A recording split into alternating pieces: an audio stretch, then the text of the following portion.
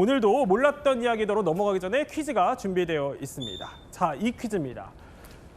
많은 컴플렉스설이 있죠, 김정은에 대해서. 자, 그런데 어릴 적에요, 여동생, 그러니까 김여정이 아니 무슨 오빠라고 부르면은 김정은이 화를 냈다고 합니다. 어떤 오빠일까요? 자, 이 퀴즈 정답은 잠시 후에 전문가들과 함께 풀어드리겠습니다. 지식충전 지금 시작합니다.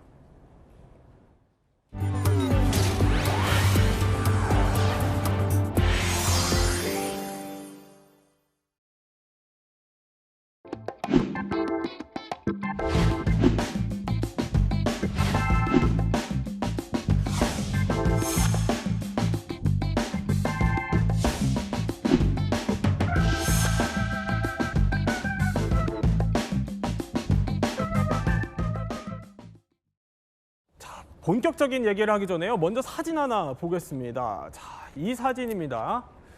보면은요, 앳된 소년인데 농구복을 입고 목에는 메달을 걸고 트로피를 들고 있습니다. 그런데 이게 북한의 김정은이라는 거예요. 지금과는 좀 상당히 다른 모습이에요. 네, 맞습니다. 이 보시면은 이 김정은이 이 사진을 찍을 때 13살. 때는 1997년이었는데요. 네. 지금 보시는 것처럼 트로피 같은 걸 들고 있잖아요. 저게 김정은이 스위스에서 유학을 하던 때였는데 네. 이 크리스마스를 맞아서 평양에 고국 방문을 했다고 합니다. 그때 이제 형이었던 김정철과 농구 경기를 한 뒤에 우승을 하고서 저 트로피를 이제 들었다고 합니다. 네. 저 사진 공개되고 나서 많은 분들이 놀랐던 게 지금 모습이랑 너무 많이 다른 거예요. 얼굴형도 다르고 눈, 코, 입도 굉장히 좀 많이 다른 것 같죠? 네, 그래서 지금 김정은이 조금 뭔가 얼굴에 변화를 주지 않았냐 이런 좀 의혹이 나오고 있습니다. 그렇군요. 어쨌든 김정은은 그 이후에도 그러니까 뭐 데니스 로드먼 같은 미국의 유명한 농구 선수들을 뭐 평양으로 초청할 정도로 굉장히 농구 광이 됐는데, 아니 그런데 이렇게 농구 광이 되게 된 이유, 그러니까 시작을 하게 된 계기가 아주 특별한 이유가 있다면서요? 키를 키우기 위해서였답니다. 키요. 예, 김정은이 이제 조금 전에 보신 사진 그 이후에 네. 조금 더 커가면서 조짐이 좀 안 좋아진 거죠. 친형인 김정철은 호리호리하고 키가 좀 크는 스타일이었는데 네. 김정은은 그런 조짐이 안 나타나니까 생모인 고용이가 상당히 속이 상했다 그래요. 그래서 농구를 가르치자 이래서 28체육단 소속 여자 선수단, 남자 네. 선수단, 우리 뭐 실업팀에 이렇게 비견할 수 있는데요. 그렇게 농구 대회를 이제 시합을 시키고 이러면서 점점 농구에 대한 체계적인 교육을 할 수 있었다 이렇게 합니다. 저도 저 당시에 회고를 네. 해보니까요, 북한이 갑자기 김정일이 전 사회적으로 농구를 권장했던 그런 기억이 그래요? 납니다. 그렇지만 김정은이 지금 140kg 아닙니까? 네. 지금은 농구를 좀 하기 어렵고요. 아마 살이 찌면서 농구를 할 수 없었고, 그리고 가족력에다 폭음, 흡연 이런 게 이어지면서 아마 지금은 농구와는 거리가 먼 옛날 일이 된 것 같습니다. 그러니까 어머니가 뭐 김정은의 작은 키를 좀 우려해서 그래서 이제 농구를 좀 시작하게 됐다 이런 그렇죠. 얘기인 건데, 자, 그런데 실제로 그간 김정은의 공개된 모습을 보면요, 저희가 준비를 해봤는데 이렇습니다. 자, 보면 다른 나라 정상들, 그러니까 뭐 중국 시진핑, 우리나라 문재인 전 대통령, 트럼프 대통령과 비교를 해봐도 아니 뭐 근데 보면 딱히 뭐 그렇게 작아 보이지도 않아요, 김정은이. 근데 여기에 김정은의 콤플렉스가 하나 숨어 있다고 합니다. 자, 어떤 콤플렉스냐? 자, 첫 번째 콤플렉스입니다. 김정은의 비밀 창고로 들어가 보죠. 그러니까 외모 콤플렉스라는 겁니다. 아니 잠시 조금 전에 정상들 사진을 봤는데 어떤 외모 콤플렉스가 있다는 거예요? 일단 키죠. 키. 그렇게 안 작아 보이는데? 그런데 이제 예를 들면 트럼프 대통령 190이거든요. 네. 시진핑도 키가 큰 편이거든요. 문재인 대통령께서도 170이면 저 나이에 작은 키 아니거든요. 네. 근데 김정은은 170cm 이하로 알려져 있거든요. 아. 그러니까 키높이 구두를 신는다는 게 이제 저게 아, 보이잖아요. 저렇게요? 예. 좀 굉장히 높은 구두거든요. 음. 저 정도면 아마 거의 10cm 가까이 되지 않을까. 내부 안창이 있으니까. 네. 그리고 제가 재미있는 얘기를 하나 이제 제 동네에 있는 제 머리 깎아주는 미용사분한테 예. 김정은의 헤어스타일이 왜 저러냐 그랬더니 네. 그분이 하시는 말이 그럼 그거 말고 헤어스타일을 어떻게 하냐는 거예요. 머리가 크니까 여길 잘라내는 수밖에 없다는 거죠. 그러니까 김정은은 여러모로 외모에 대한 컴플렉스가 있다 이렇게 볼 수 있죠. 아니 그러면 그러니까 저 키높이 구두를 신은 거는 이렇게 사진으로 포착이 됐지만, 근데 알고 보니까 그러니까 김정은의 아버지, 그러니까 김정일도 키높이 구두를 즐겨 신었어요? 김정일이 원조예요. 왜냐하면 김일성은 네. 그 나이에 비해서 작은 키가 아니었거든요. 근데 김정일은 키가 상당히 작았어요. 아. 그러니까 김정일 그 시기 때 네. 사진사들이 제일 어려웠답니다. 지금 노무현 대통령하고 지금 거의 같잖아요. 어. 그러니까 김정일 사진을 보면 김정일이 항상 남들보다 크게 나오거나 네. 중심에 있어요. 그 주변 사람들이 크게 나오는 적이 없습니다. 사진을 보면. 따라서 잘못 찍어서 김정일이 작게 나오면 네. 그 사진사는 숙청당하는 거죠. 그 정도로 그 굉장히 정도 예민했군요. 예, 민감하게 반응을 했다는 거죠. 아니 그런데 알고 보니까 김정은의 어떻게 보면 외모 콤플렉스라고 해야 될까요? 그게 이것뿐만이 아니었다고 해요? 그렇죠. 저쯤 되면은 사실은 이게 단순히 외모 컴플렉스가 뭐 잘생겼다, 못생겼다, 키가 크다, 작다의 문제는 아니고요. 네. 김정은의 이 외모에 대한 컴플렉스는 이 자신의 이 혈통과 굉장히 큰 관련이 있습니다. 혈통. 백두혈통이라고 하잖아요, 보통. 네. 근데 그 백두혈통을 자신이 이제 소유하고 있느냐 없느냐에 따라서 이 인민들의 이 지지력이 달라지기 때문에 그래서 이제 할아버지인 김일성의 외모를 굉장히 담으려고 노력을 많이 했습니다. 비슷하네요. 성형도 그런 식으로 많이 했던 것 같고요. 네. 어디에서는 뭐 7차례 성형 수술을 해서 할아버지와 비슷하게 외모를 가꾸었다라는 뭐 의혹도 조금 나오고 있는데 지금 보시면은 저 제스처까지 똑같습니다. 이 외투에다가 이렇게 오른쪽 손을 이렇게 집어넣는 그렇네요. 저 예. 제스처까지 굉장히 똑같게 하면서 사실은 이런 뭐 성형이나 뭐 이런 헤어스타일, 복장 걸음걸이까지 따라하면서 할아버지를 네. 자신의 이 백두혈통을 강조를 하는 그런 모습을 좀 보이고 있습니다. 아니 그러면 아까 잠깐 나왔던 그 농구 사진이랑 비교를 해보면 같은 인물인지 좀 보기 어렵다는 건데 그렇죠. 성형 수술을 했다고 보세요? 성형 수술을 6차례 했다는 게 우리 정보당국의 첩보입니다. 그리고 김정은은 저런 그 성형 수술을 통해 가지고 사실 초기에 네. 자기 권력 기반을 다지는데 아주 톡톡한 효과를 봤습니다. 주민들 입장에서 김일성과 똑같은 모습으로 나타난 이 손자 김정은을 보면서 네. 야, 수령님이 환생한 거 아니야? 뭐 이런 얘기도 있었다고 그런 이제 반응을. 탈북민들이 예. 증언을 하고 있습니다. 근데 이제 그 이후에 김정은이 닮지 말아야 될 할아버지의 모습을 좀 담고 있어서 네. 요즘 아마 걱정이 많을 것 같아요. 뭐예요? 김일성의 경우에 오른쪽 뒷목 부분에 네. 지방종 형태의 큰 혹이 있었거든요. 혹이요? 예, 근데 김정은이 오. 지금 사진에서 보시지만 할아버지 김일성의 젊은 시절과 똑같이 지금 목 오. 뒷부분에 문제가 생기고 있고 네. 결국은 저게 김일성이 나중에 그 어려움을 겪었던 것처럼 혹이 이렇게 생기는 거 아니냐 이런 관측 때문에 지금 상당히 좀 주목이 되고 있습니다. 지금 저 혹은 지금 뭐로 좀 추정이 되고 있나요, 조한문 박사님? 저 혹은 지금 이제 지방 말씀하신 것처럼 네. 지방 덩어리겠죠. 근데 이제 문제는 예.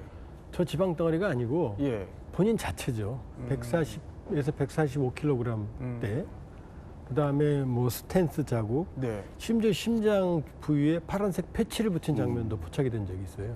그다음에 겨울에도 샌들을 신는다든지. 네.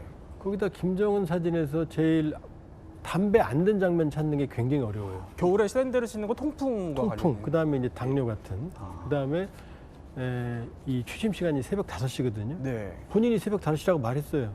그러니까 밤중에 쓸데없는 일들을 많이 하거든요. 이런 만기 칠남으로. 네. 그러니까 최악의 건강 상태로 가는 형태.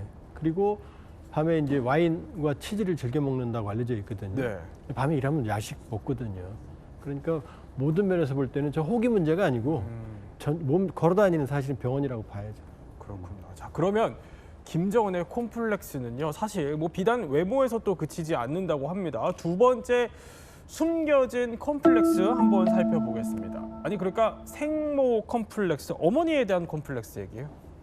어머니를 어머니라 부르지 못하는 김정은입니다. 북한 주민들은 고영희의 존재를 몰라요. 아예 몰라요. 몰라요.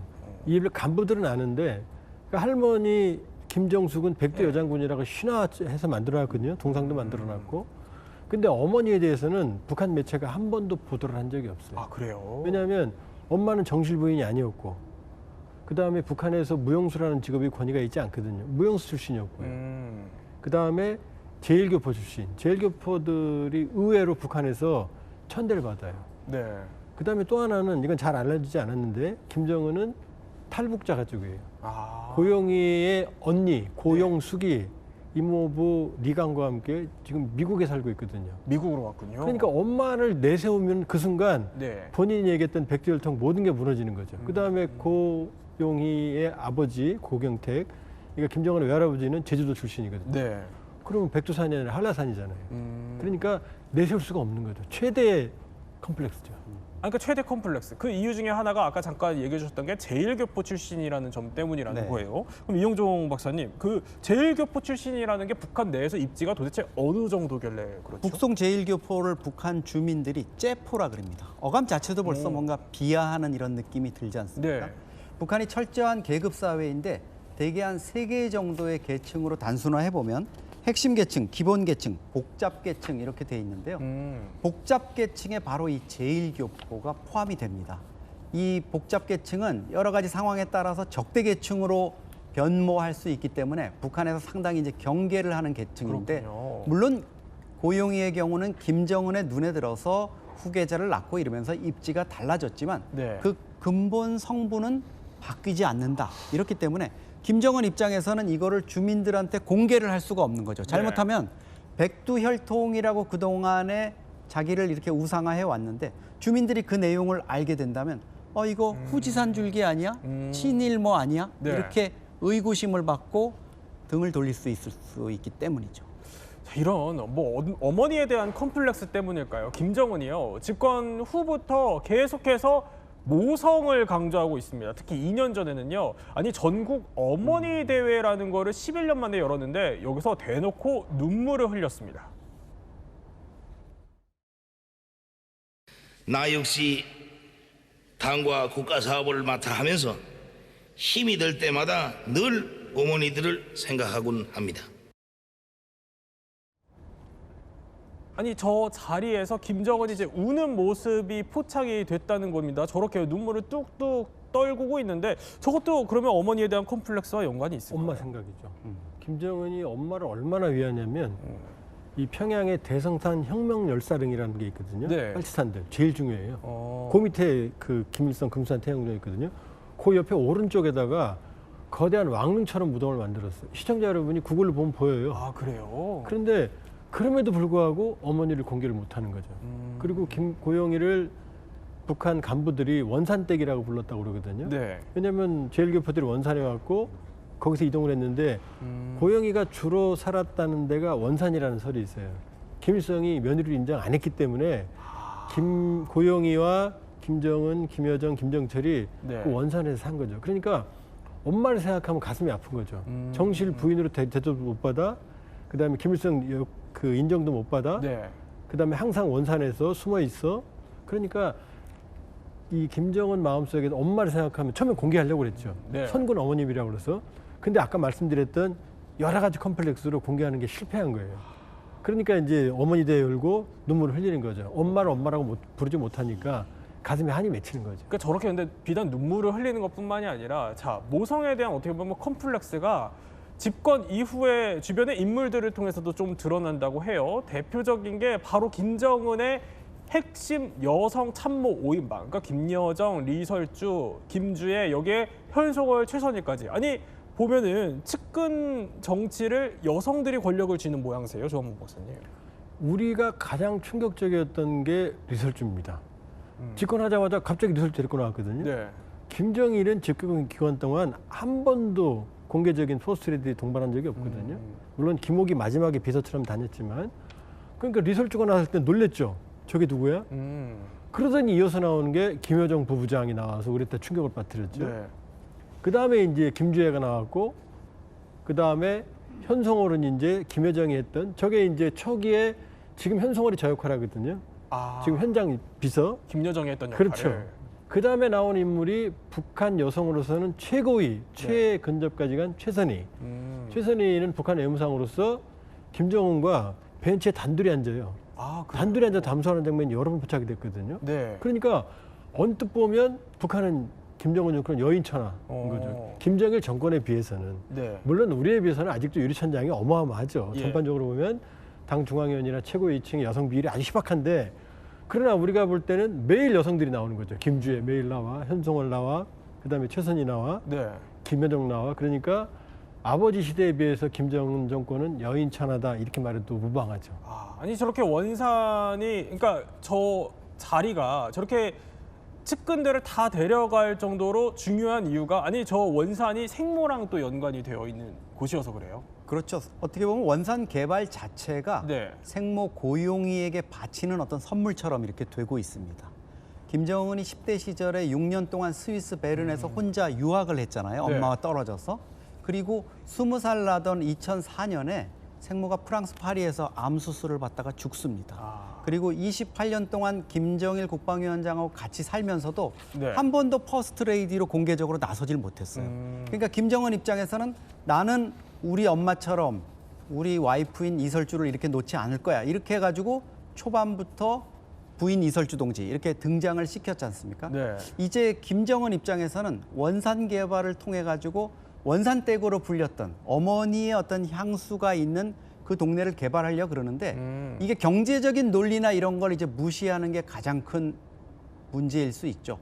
2만 명이 수용할 수 있는 저 대형 리조트 그리고 3억 달러를 들인 원산 갈마비행장 인근에 또 스키장까지 만들었지만 지금 텅텅 비어있는 이런 유령 도시가 되고 있지 않습니까? 그래요? 이게 좀 북한 정권의 한 위기를 촉발하는 요인이 되지 않을까 이렇게 생각이 듭니다. 어떻게 보면 어머니의 컴플렉스로 진행된 원산의 개발인데 지금 잘 순조롭게 되어가고 있지는 않은 것 같아요. 자, 그럼 이용재 평론가. 그러면 이 어머니의 콤플렉스, 그러니까 고용이는 최후에 좀 어떻게 됐나요? 고용이는요, 김정철, 김정은, 김여정 이렇게 3남매를 낳았고요. 네. 그 뒤로 해외에서 상당히 풍요로운 생활을 한 것으로 알려져 있습니다. 그래서 사실은 김정일이 살아있을 때, 그리고 또 김정은이 이 후계자로 지목이 됐을 때 2000년대 초반입니다. 네. 이때는 고용희를 이 인민의 어머니로 좀 떠받들자라는 운동이 북한 내에서 소규모로 좀 일어났던 것으로 알려져 있습니다. 왜냐하면 탈북자들이 이제 내려와서 한다는 얘기가 고용희를 뭐 사모님, 어머님 뭐 이런 식으로 좀 부르기도 했거든요. 네. 그런데 이 고용희가요 젊은 나이에 좀 암 판단을 받습니다. 자, 유방암을 투병한 끝에 51세로 사망하게 되면서 사실은 이렇게 그 고용희를 이제 인민의 어머니로 떠받들자라는 그 운동이 조금 이제 지게 됐고요. 네. 김정은의 입장에서도 굳이 이거 밀어붙일 필요도 없이 좀 묻어가자, 좀 이런 식으로 간 것 같습니다. 그러면 김정은의 또 다른 컴플렉스 한번 살펴보겠습니다. 이번에는 어떤 컴플렉스일까요? 자, 그러니까 장남 컴플렉스라는 겁니다. 이와 관련해서 일단 영상이 하나 준비되어 있습니다.